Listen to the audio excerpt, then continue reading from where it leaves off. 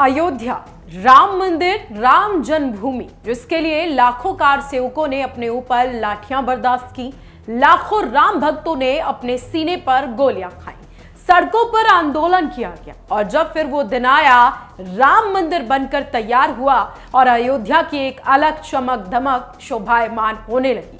देश दुनिया के लाखों करोड़ों श्रद्धालु राम भक्त रामलला के दर्शन करने के लिए अयोध्या आने लगे। फिर धीरे धीरे राम मंदिर में प्रभु श्री राम को विराजमान हुए 2 साल से अधिक का वक्त गुजर गया, तब एक ऐसी खबर आई जिसने हर किसी को सन्न कर दिया, या फिर यूं कहें कि हर एक राम भक्त को अंदर से झकझोर कर रख दिया।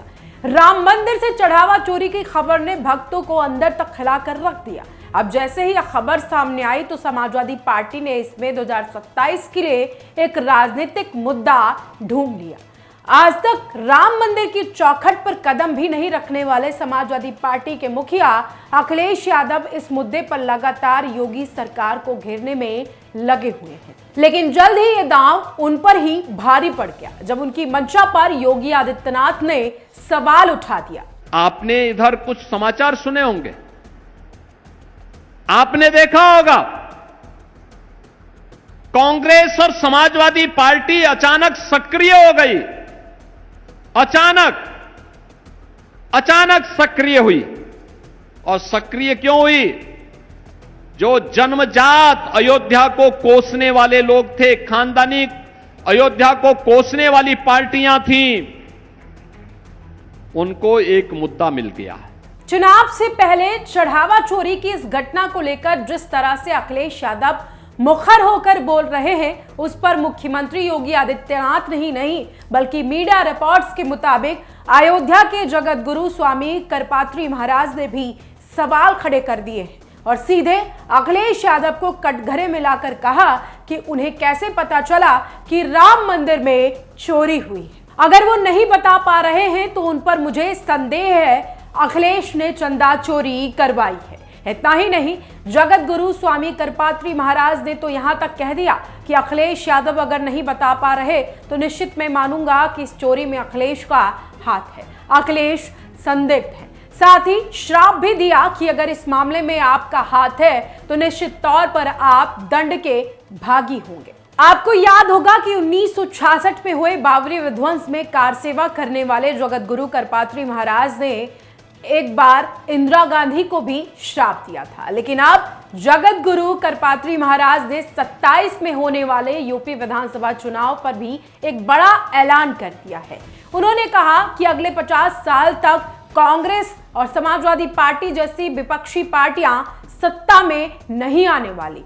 एक बार फिर योगी आदित्यनाथ ही उत्तर प्रदेश के मुख्यमंत्री बनेंगे। राम मंदिर में हुए चढ़ावा चोरी पर भड़के करपात्री महाराज ने जिस तरीके से सपा को आड़े हाथों लिया और श्राप दिया, उसने साल 1966 की उस घटना की याद दिला दी जब तत्कालीन प्रधानमंत्री इंदिरा गांधी ने स्वामी करपात्री महाराज जी से वायदा किया था कि चुनाव जीत कर जाऊंगी तो देश भर में गौकशी के अड्डों पर ताला लगवा दूंगी। लेकिन चुनाव जीतने के बाद इंदिरा गांधी की सरकार ने अपना वायदा पूरा नहीं किया, जिससे नाराज करपात्री महाराज ने लाखों साधु संतों के साथ संसद की तरफ कूच किया, जिन्हें रोकने के लिए इंदिरा गांधी सरकार ने फायरिंग के आदेश दिए, जिसके बाद अंधाधुंध गोलियां बरसाई गई। फायरिंग में सैकड़ों साधु संतों और गौ रक्षकों की जान चली गई। उस वक्त गोरखपुर से छपने वाली मासिक पत्रिका कल्याण में करपात्री महाराज के हवाले से इंदिरा गांधी के लिए छापा गया था। मुझे इस बात का दुख नहीं कि तूने निर्दोष साधुओं की हत्या करवाई, बल्कि तूने गौ हत्या करने वालों को छूट देकर पाप किया। ये माफी के लायक नहीं है। गोपाष्टमी के दिन तेरे वंश का नाश होगा।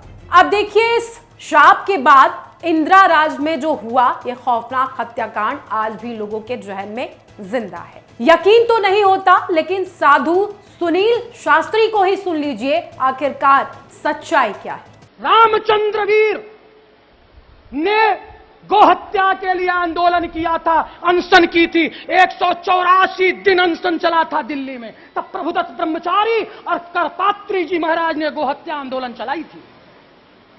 श्रीमती इंदिरा गांधी उस समय प्रधानमंत्री थी। बापूजी आगे आगे गाय चल रहा था, शायद उसमें आप सम्मिलित भी होंगे, और पीछे पीछे हमारे संत चल रहे थे, और सत्ता के मद में मत वाले लोगों ने बेमंत से गोली चार्ज किया था, और उसमें संत भी मरे थे और गौ भी मरी थी।